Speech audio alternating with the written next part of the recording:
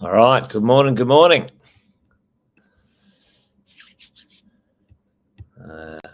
All right. I think we're on. Hello, folks. Good morning to you guys. Good to see you there. Let me know. Let me know if it's all coming in. All right. I'm down in sunny Melbourne today. Welcome to another Wealth Coffee Chat. Monday, the 24th of October.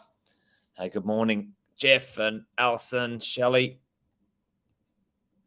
Hey, Shelley, I'm away for a week. Let's catch up in a week's time. I got your message. But thanks for joining us this morning, folks. Good to see a bunch of you guys on already this morning. Quick intros, if you don't already know, most of you do. But if you're new, if you're dropping by, Jason's my name. Jason Witten's my name. Been property investing well over 20 years and helping property investors well over 20 years as well through coaching, mentoring, and some education. So what we do each day on a weekday, we get together at around about, let's call it.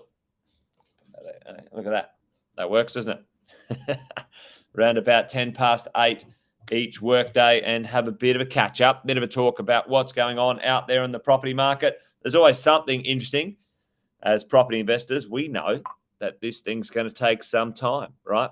It's about going the distance with real estate investing, especially if you want a passive income, you want some wealth, you want something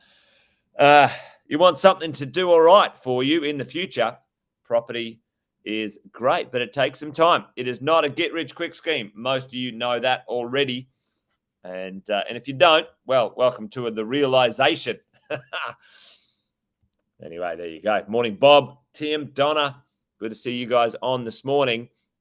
Yeah, well, listen, let's dive into it. Let's have a bit of a chat about what's in the news, and the old media out there making a little bit of a fist of it at the moment. Well, they're always making a fist of it, aren't they? They're always carrying on like pork chops, to be honest. Check this one out here. Secret RBA modeling. Secret. It's no secret. Anyway, it's rubbish. But anyway, secret RBA modeling shows the 20% drop in house prices coming. Wow. In the marketplace or in the world of media, this is not new, is it? This is not new. Tell me in the chat, who have you heard something from of recent times? Who's the sources of this wonderful information, which is, chooses to be one-dimensional when it comes to the information that they're sharing. I saw one the other day, the CBA, 20 to 30% drop in house prices, right?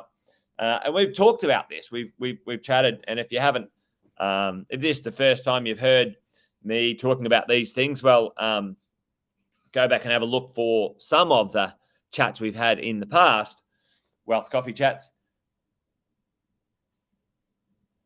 Most of these predictions, conversations, pontifications coming from the media or institutions are very one-dimensional, very one-dimensional. What's the only thing? What's the only thing that they are making these headlines, these conversations, these allegations? What do you want to call them anyway? These predictions, let's call them predictions, because they're rubbish. Tell me, what is the one thing? There's one dimension that they are talking about that they believe is going to adjust the house prices 20%. What's the one thing? There's only one thing that they're talking about, which we all know it's not about one thing, is it? It's not about the only thing, one thing that's going to make the difference. Tell me in the chat right now, what is the thing that these institutions, RBA, Commonwealth Bank, Westpac, all of these institutions, what's the one thing they're talking about? Put that in the chat for me, folks. Yeah, interest rates. Yeah, they're talking about the interest, right? Interest rates, exactly. And so that's all they're talking about. They're talking about interest rates. If people's ability to borrow goes down, so this is servicing, right? The ability to borrow goes down and interest rates go up. It's a fait accompli. It's absolutely fait accompli that, that property prices are going to plummet, right? Right now, they're not talking about inflation. To be honest, Bob, the other way around, inflation would technically put a bit of pressure on property prices because the cost of property to construct a property has gone up, right? So there you go. Anyway, one-dimensional, but it's not one-dimensional, is it? It's not one thing that's going to go, the interest rates have gone up, everybody shit themselves. That's bloody absolute rubbish, absolute trollop when it comes to the world of property investing. Let's talk about the things that we know we need to check in on when it comes to the world of investing and making sure we can look into the future, look into the future and understand what we believe what's going to play out. Number one, what are the 6 key things that we're looking at as investors that will underwrite some of the things, either the prices going up, prices going sideways, prices going down? Let's talk about values, but there's 2 things we're going to talk about here. Let's talk about the 6 key drivers. What are the 6 key drivers in the marketplace that we got to keep an eye on and go, yeah, okay, understand what's happening there? Number one, first one, easiest one, the simplest one is certainly the interest rates. When interest rates go up, it creates, immigration, population in a moment, or interest rates go down, right? At the moment, interest rates are going up, and that's a challenge for us as investors. It's a challenge for anyone who wants to buy a property because their ability to borrow has gone down, all right? And by and large, the ability to borrow has gone down. So the price point, if you could afford 600 6 months ago and now it's 500, where are you buying? You're buying $500,000 properties, and those sellers at 600 have got less buyers. It doesn't, and it's not meaning that they're going to drop their price to 500. Let's face it, folks. Like, that's bullshit. It's rubbish. Complete and absolute trollop that somebody who bought a property for 600 wants to sell it is going to drop their price to 500. That's not going to happen. All right. They're not going to dust 20% like that. All right. Interest rates. What else in the world of, for us, the simple one, the easy ones when it comes to, this stuff. So interest rates, what's going on out there for us in the world, right? Supply and demand, right? Where are we sitting with that? Supply is down, all right, and demand is up, all right. Why is that? Because I'm going to have a look at this. Something is going on with immigration. Absolutely. The world of population, folks. Population, and more importantly right now, immigration. Let's have a look at this in a second. This is going to be a big winner, okay, when it comes to this. Not only is the supply down, supply is down in the world of not only rentals but construction. So we're looking at that. The economics. That's where inflation is actually putting the prices up, right? Inflation is not flat or sideways. Okay. By and large, inflation is kind of like it's a hindrance and a help at the same time when it comes to property prices. What's happened with inflation? Not the values, but the cost of construction has gone up, right? So, we're sitting there going, right, things that are more expensive to buy because the supply chains are an issue and those sorts of things when it comes to these things out there. What else are we looking at when it comes to the world of our drivers in the world of real estate? Well, employment. Well, people are employed. The lowest unemployment we've ever seen. And last but not least, we're talking about politics.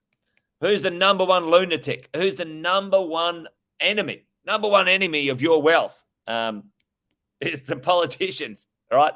They change things so many times. Politicians, the APRAs, the ASICs, the state and government pollies when they're changing taxes. The loonies up in Queensland. Oh, let's break the law and let's double tax people when it comes to land taxes. Like, you kidding me? All right, so let's have a look at this. Let's have a look at where we are when it comes to this stuff. Well, just check out supply and demand right now. All right, let's have a look at the world of the property listings. Let's look at what's going on with rentals in. Check this out. Like, seriously. Now, they're hey, good morning, Sonia, Tim, Luke. Check this out. Like, they're not talking about these. Like, since the pandemic, rental listings down across the country. The number of properties listed for rent, folks. Like, look, have a look at this number. It's close to 50% drop. Now let that land. 50% reduction in the number of properties available for rent. Come on now. And what else? What's just happened, ladies and gents? What's just happened with the interest rates going up? For the first time in years, it's instead of owning, right, the cost to own now costs more than it costs to rent. Watch this space, folks. Right, it used to be easier to go buy your own place, if you could get the loan. Now it's actually more cost effective to rent. All right, so they're not talking about this. They're not talking about 50% reduction. They're not talking about the lowest vacancy rates we have ever seen in Australia's history, right? Crazy times, folks. Crazy times. Hey, morning, Hardik. All right, what else is going on? Let's have a look at this. There we go. In the capital cities, right? They're all down. Low vacancy rates. You have a look at, Brisbane and Perth, crazy times. Melbourne and Sydney are a little bit higher because they have a lot more higher density dwellings in the city. But who stays in those high dwellings in the city, folks? Tell me. The vacancy rate in Melbourne and Sydney, because it's a little bit higher, right? 1.5 to 1.6 compared to the rest of the country. Folks, it is under 1%, the rest of the country, for rentals. So tell me, who rents the high density stuff often? It's a terrible building, isn't it? I stopped drawing, Jason. But who rents these things? Yep, boom, Chris. And look at this, team. All right, look at this. Right, I just went to a Tourism Australia, talking about the world of tourism and visas and people coming back into the country. And I posted this the other day, right? In the mentoring group. So, right now, this is where we are. This is where we are right now. We're having a recovery, right? Have a look at where we used to be for students, right? Have a look at where we used to be for students, folks. All right, it's back on like Donkey Kong, right? Have a look at where the government have said, all right, this is 300,000. That is, call that 800,000. Okay. So right now, I'm going to put my glasses on. I remember this. All right, here we go. So call this 40,000. We're at 200,000 for students. So 200,000 for students, and we're at 40,000 for immigration, skills, whatever, right? And then we're going to have double that because we're going to have working holiday makers and skills, right? Check this out. So if you go, all right, we're going to get at least an increase per year of 600,000 people, right? That's a lot. We're going to get an increase here, call that 260 plus another 260,000. You add this up. You add that up. That's over 1 million people, folks. That's over 1 million people. 1 million people to come into the country in the next 2 years. The next 2 years, 1 million people in the country. Plenty of jobs for everyone. No houses being built. Not enough. We've got a massive undersupply in construction also. There's nowhere to rent. No one's talking about that. They're not talking about that. They're talking about, just because Bob and Mary can't borrow, the property prices are going to plummet. What bullshit. Absolute bullshit. You know what's going to happen? The supply chain's going to get worse. And people who've got properties, well, they're just going to sit on them. Why would you sell? Why would you sell? The rent boom is underway, folks. The property prices to construct a property is not going to go down. Where are we going to put them, Sonia? I've been saying this for a long time, for years actually. Since APRA messed with the supply chain badly, it really wrecked our construction industry when it comes to supply. Anyway, they chased money off. Anyway, I'm not going to go back there and talk about that today. Today I'm going to stick on this because we've almost time up. Where are they going to live? So property prices going down 20%, I think is bullshit. Is it harder to borrow? Yes. You will see adjustments in borrowing coming your way at some point because the lenders and banks will need to be able to lend money. APRA will loosen up. Interest rates will come down sometime next year, et cetera, et cetera. Anyway, there you go. That's my call. This malarkey about,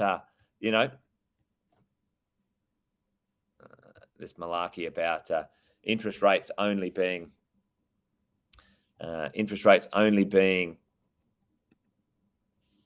the only thing in this world. Nah, that's not true at all. That's not true at all. There's plenty of other things that'll happen.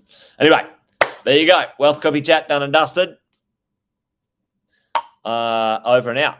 Over the next couple of days, I may or may not be doing the Wealth Coffee Chats on time. I'm in Melbourne, so I might start a bit earlier. There you go. Anyway, I've started at Queensland time, which is, anyway, this daylight savings is a pain in the ass. Anyway, join me tomorrow for another Wealth Coffee Chat, folks. You guys be awesome. That's it from me. Take care. Bye for now. See ya.